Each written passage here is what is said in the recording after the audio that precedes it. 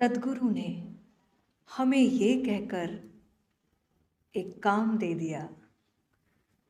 सद्गुरु ने हमें ये कहकर एक काम दे दिया कि मैं तो सबका हो गया, अब ढूंढो जो मेरा है।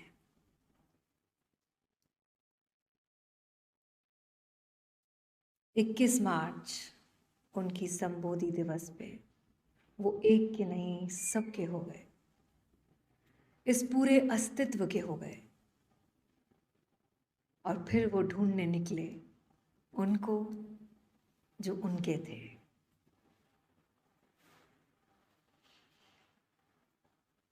और वो ढूंढते चले गए, वो रुके नहीं, वो सबके भी होते चले गए। उन्होंने ज़रा सा भी अपने आप को रोका नहीं।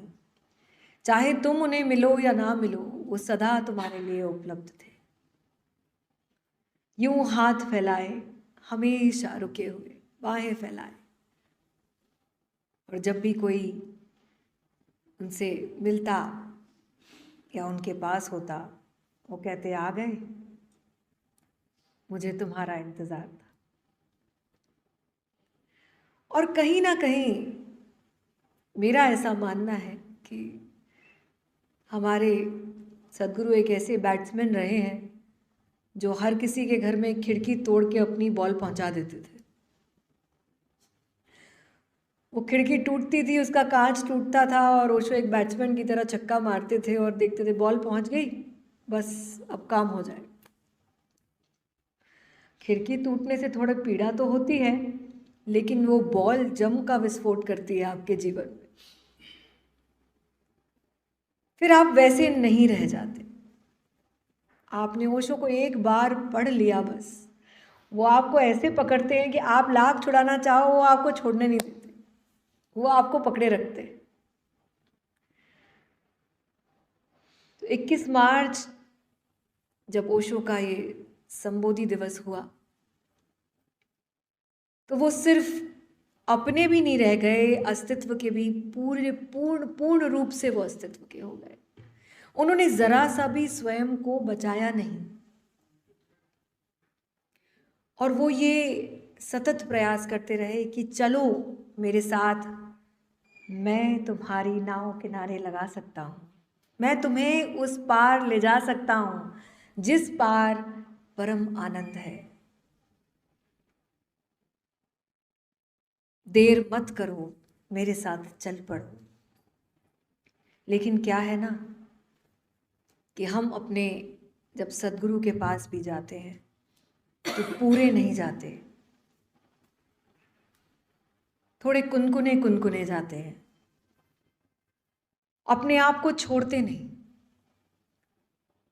और ओशो कहते हैं कि छोड़ दो मुझ पर, छोड़ दो सब कुछ, जैसे ही तुम छोड़ोगे तुम्हें मिल जाएगा। मगर नहीं, हमें बुद्धत्व भी चाहिए, लेकिन वो किनारा नहीं छोड़ना। हम चाहते हैं वो दोनों चीज़ें एक साथ हमारे जीवन में होती रहे, क्योंकि आजकल वैसे भी इंस्टेंट चीज़ों का ज़माना है। हमें हर चीज़ इंस्टेंट चाहिए। अभी हमें ज्ञान भी इंस्टेंट मिलने लग गया है। यूँ इंस्टेंट हमने गूगल पे डाला ओशो और हमें ओशो मिल जाते हैं। तो हम अपने छोर को बिल्कुल नहीं छोड़ना चाहते और हम चाहते हैं हम बुद्धत्व को भी उपलब्ध हो। तो ये कहानी कहीं फिट बैठती नहीं। और ओशो ने अपने आप को ज़रा रोका नहीं, बिल्कुल नहीं रोका। ओशो अपनी कहानी बताते हैं संबोधि की, कि कैसे उन्होंने संबोधि प्राप्त की और उसके बाद उनके साथ क्या क्या हुआ। संबोधि दिवस से कुछ दिनों पूर्व ओशो बताते हैं कि उनकी हालत बिल्कुल बेजार और निराश इस तरीके से हो गई थी, क्योंकि वो भरसक प्रयास कर चुके थे। हर प्रकार का ध्यान, हर प्रकार की कोशिश उन्होंने कर ली थी अपने ऊपर, और वो अब अपने आप को, स्वयं को अस्तित्व पर छोड़ चुके थे। और जो उनके साथ उनके माता पिता और जो लोग होते, वो परेशान होने लगे उनकी ये अवस्था को देखकर, कि उनको लगने लगा कि उनका बालक मानसिक रूप से कहीं खराब होता जा रहा है। तो बड़े बल देने के बाद उनके पिता ने उनसे आग्रह किया कि मैं तुम्हें किसी डॉक्टर के पास ले जाना चाहता हूँ। ओशो ने बहुत कहा कि आप जो समझ रहे हैं ऐसा कुछ नहीं है, मैं बिल्कुल स्वस्थ हूँ, मुझे कोई मानसिक रूप से कोई दिक्कत नहीं है। लेकिन पिता है, वो फिर भी नहीं माने और पिता का कहना ओशो ने माना। उन्होंने कहा आप ले जाना चाहते हैं तो आप ले जाइए। तो ओशो के जो पिता हैं वो उनको उनके जानकार एक डॉक्टर के पास ले गए जो कि जबलपुर में थे। और वो डॉक्टर जो थे वो ओशो को देखते ही पहचान गए कि इस बच्चे के अंदर क्या घट रहा है, क्योंकि वो भी प्रयास कर रहे थे। उन्होंने भी किसी गुरु से शरण ली थी, किसी गुरु को माना हुआ था और वो भी प्रयास कर रहे थे, तो वो देख सकते थे।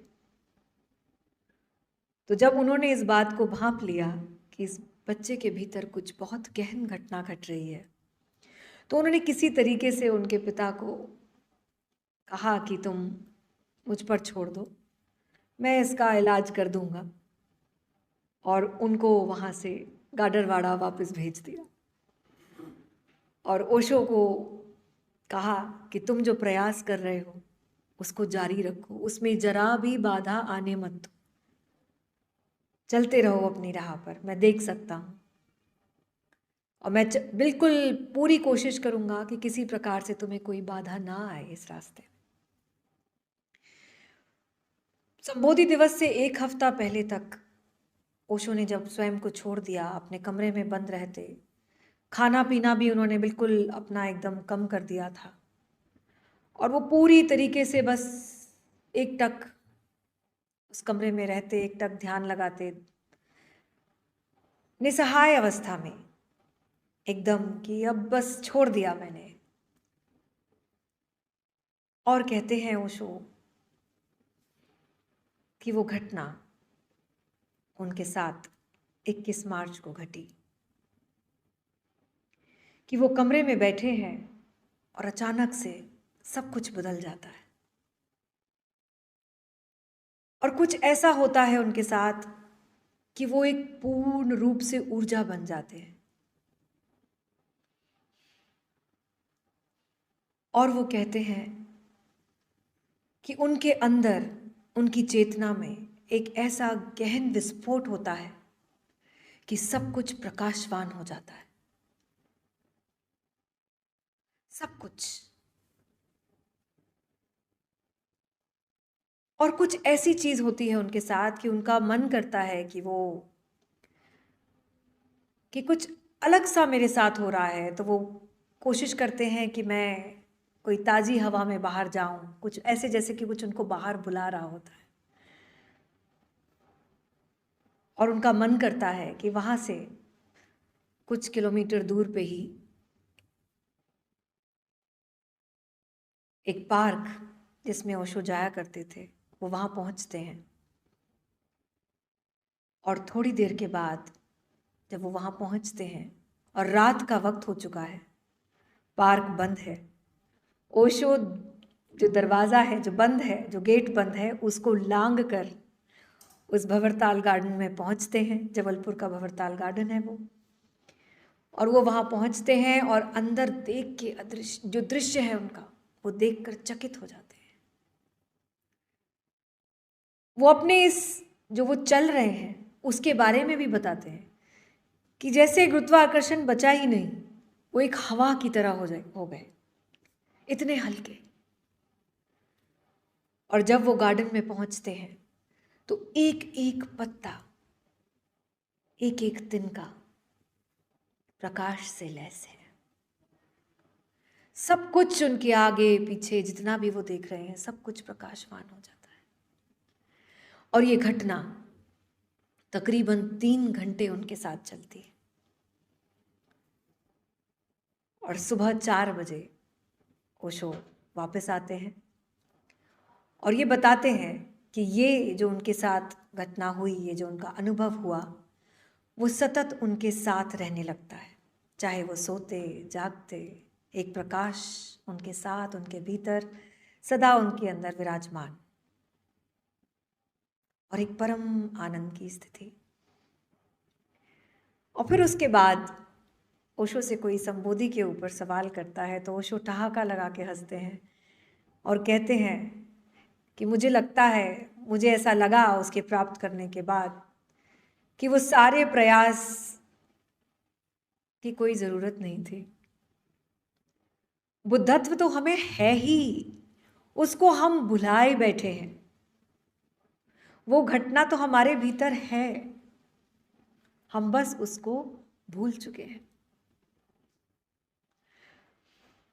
तो ये जो चक्री हमने अपने जीवन की इतनी तान रखी है और हम आगे इसको बढ़ाते जा रहे हैं, और कुछ नहीं, ध्यान आपको उस चक्री को ढीला करता है और जितना आप स्वयं से दूर जाते हैं उतना ही वो आपको उल्टा चक्री घुमा के स्वयं के पास लेके आता है।